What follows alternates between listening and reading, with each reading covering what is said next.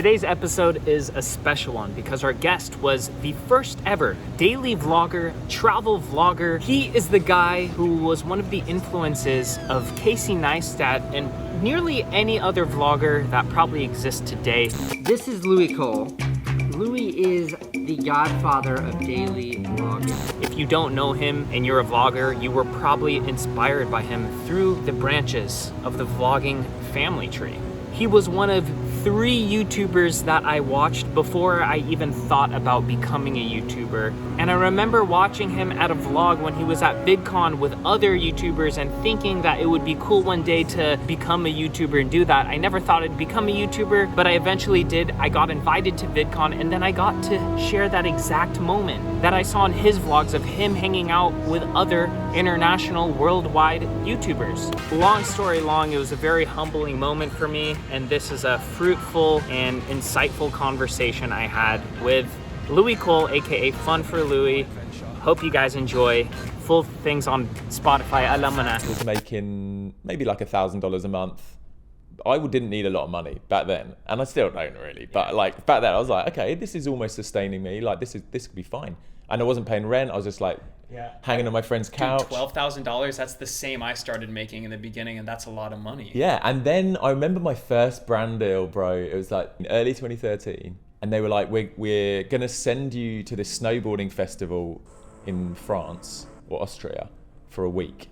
We're gonna pay you £6,000, which is probably $10,000 for a week of vlogs. And I was like, I've hit the jackpot. I was like, I've never even heard of that kind of money. Like, what? I was like, this is it. This is the direction now. Like, when I realized that brands would pay that kind of money to collaborate and partner with them. But honestly, the money wasn't the motivator at all. It was just exciting. It excited me because I was like, this means I can do this now. Like, this is what I can do with my time, and I don't need to do anything else to like survive, knowing that I could make money from this. So the original motive for so long was just sustain. I just need to sustain myself, that's it. And then I can make the videos I love making.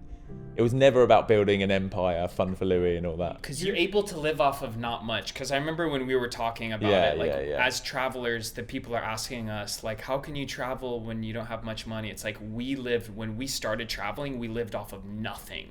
Like, I paid $5 to live in these hostels, and you took it a step further and you lived on the streets for free. Yeah. Hitchhiking, man. It's a good way to travel around. Hitchhiking. Like, if you really want to travel and do this, you can find a way and you can survive without spending money. Yeah, I remember in my early 20s before YouTube, I basically almost wanted to test everything I've been taught, because I was like, when you start really testing like the constructs of society, you realize so much of it's a lie, or it's like just like not necessarily true. Like, it can work for people, but it's not like as the way that we've been told society works, and the ways we have to do things, and what success looks like, all of those things.